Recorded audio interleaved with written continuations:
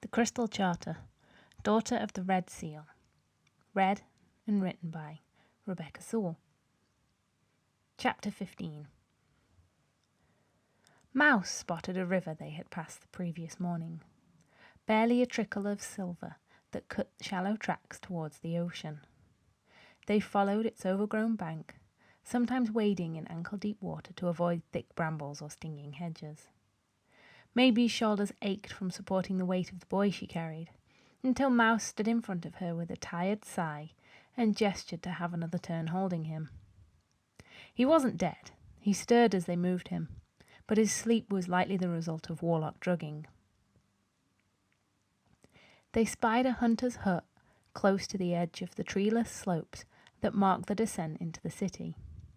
No smoke rising from its chimney, and no bleating of distant song-goats suggested it was empty. They both paused, holding their breaths to check for sounds. Only the vibrating of stirring insects and a breeze disturbing the leaves around them. Inside the hut was stuffy, a scent of mould eating away at the wooden structure, but it was empty aside from a rodent who scurried away from his palatial home at the disturbance. Maebe strode across the threadbare rug to the far wall in 3 steps, to check the outside woodland through a clouded window, counting 10 slow breaths before feeling it was safe to slide the holy gingham curtain over it. A glance around showed the whole place was filthy. Kindling was still stacked next to a black fireplace, waiting for the next visiting hunter to make camp before heading deeper into the forest for the day. A battered kettle and pan rested on the hearth. No one had used the hut this season. Mouse dropped the boy onto a thin blanket atop the musty, straw-filled bed and went to stand by the door, opened only a sliver. His gold-flecked eyes scanned the woods that they had dashed from for any movement, making sure they hadn't been followed. He allowed his breath to catch, exhaling heavily. Maebe followed suit, taking the unspoken cue as a signal to relax. Mouse turned on her, hands clasping her cheeks like he was kneading dough.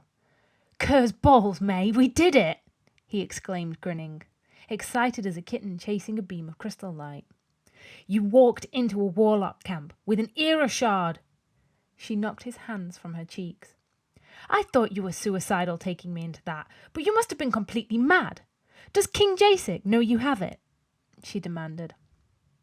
"Of course he knows," Mouse cringed. "I was supposed to use it to convince Ahilor to work on some military weapons. You know how the guild refuses to make weapons, even to defend the border from Thryae. King Papa thought that being granted access to an era shard would tempt him," he replied, arms crossed over his chest. Era shards were harvested by the military witches from Royal Isle to the west of Elpis. The guild members had never been granted access to them before. "Here, take the cursed thing back. I don't want to be caught holding it." She scooped the vial from her cloak pocket and pressed it into his hands. "In through the nose," May told herself, shaking from the tightness in her muscles. "May?" He frowned, stepping back, and out of the light from the patched curtain that had shined on his face. "May, it's empty." He lifted up the tiny stoppered bottle. The inside swirled with multicolour magic, catching in the dappled rays. "No," she denied, pulling the bottle from his grip to look deep inside. "No!" She shook it vigorously and stared into it again. Nothing changed. There was no crystal. "That lying, God's cursed waste of magic," Maebe spat, meeting Mouse's eyes. "I'm sorry. I'm so sorry. I should have checked when he threw." "It's not your fault," he offered with a sigh through his nose. "Well, this is a mess." He threw himself backward into the creaking wooden chair. "I was supposed to keep that crystal on me at all times. The king might have been annoyed by a jumbo running through the mountains, but an unregistered hedge witch with an era shard, and a whole warlock camp." He pushed his rosy hair up from his face and chewed his lip. You think that hedge witch pretended to be a prisoner? Maebe voiced a question. Do you think he was working with the warlocks to get that from you? Warlocks would do anything to gain power. Drain it from the life of another, human or witch. Steal it from guild houses, travellers, each other, and even kings. I don't think so. He was just another bloody sneaky hedge witch. Oh, this is why I hate Mouse's eyes widened in shock as the door behind Maebe made a muted click. Warlocks, she thought. Wheeling around, she freed a curved blade and pointed it at the tall, skinny, dark-haired boy opening the door to leave. He had frozen when Mouse met his eyes, but as soon as he noticed Maebe's dagger, he ripped the door open and vanished down the path. Mouse reacted first. He leapt out of the door before her, but she pulled ahead of him. She bolted past him, long legs jumping the rocks that hindered his speed. Thankful she had chosen to wear trousers yesterday, rather than a skirt. The boy was still faster. Stop! She called after him. He wasn't stumbling over the rugged ground like they were. He just sped onwards, as though the gravel made a path for him, zigzagging down the mountain until he pulled further away into the boulders. Mouse entered the corner of her eye, ignoring the curves of the rocky path and tumbling down the slope between himself and the boy. Falling, he managed to barrel into the boy, who went down with a yelp. He was going to find the witch, Mouse assumed, as he righted himself and yanked the boy up to his collar, feet kicking against the air. Mouse, stop, Maebe snapped. Please don't hurt me. He struggled through the words, the language foreign on his tongue. No, we won't hurt you. We came here from Clest. Maebe used the voice she used on her horse, the calming tone she applied to ease the stress of an animal. Heavy tears slid down his dirty cheeks, cutting clean paths over his tan skin. He sobbed loudly. She's gone, he blubbed out, fight leaving his flailing limbs. Who? My sister. What happened to you? Maebe asked, shocked. Waroomo, he cried, the Sand Dragon word for warlock. Maebe switched her speech to Sand Dragon. She had learned some of the language from a tutor for trading purposes, and had practiced in Nemain and with Charis, but it still felt awkward for her. We aren't going to hurt you. Let's go somewhere safer, then we can talk more. What's your name? His wide, watery brown eyes met hers, and he sniffed. Tiliphy. Mouse rolled his eyes, so she switched back to Grainy and Common.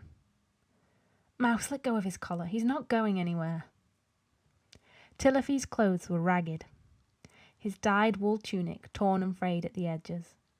Dirt splattered all the bits of skin that Maebe could see. Swollen bruises swelled under his scared glare, and he smelled as though he hadn't bathed in a month. She was surprised he'd managed to run so fast.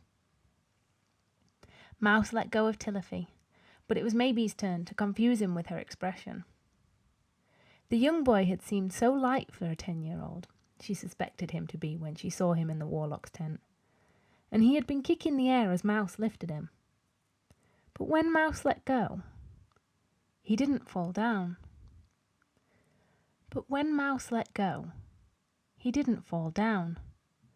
His toes dangled above the cliffside debris.